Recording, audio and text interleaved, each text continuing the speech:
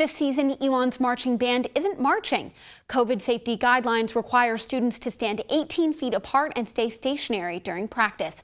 I spoke to band members about how these changes are affecting them. Hey, I don't feel comfortable coming in and playing. That's a lot of people blowing a lot of air out. Ann Williams is a section leader in Elon's marching band. She is not coming to in-person rehearsals because of safety concerns. If it was just students standing there 18 feet apart, I'd still feel uncomfortable, but it'd be a little bit different. And bell covers and instrument covers are effective, but you're still exhaling and inhaling a lot. Band director Jonathan Paquette said he spent all summer with his team brainstorming protocols for band rehearsal.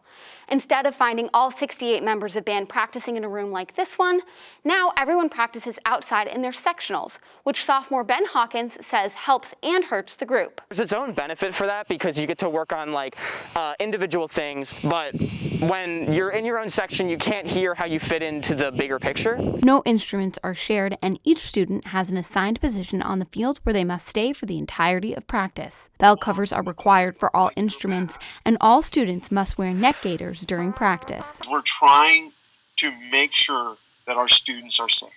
That is the number one priority. Okay? It doesn't matter if we can band.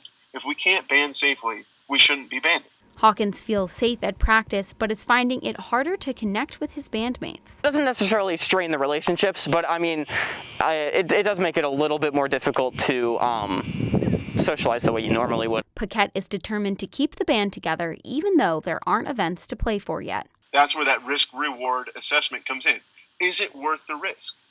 And based on the guidelines and the policies, procedures that we have in place, we feel confident that we can mitigate COVID in band while giving the students a musical experience. Margaret Faust, Elon Local News. Paquette says once COVID restrictions are lifted, the band will be ready to perform.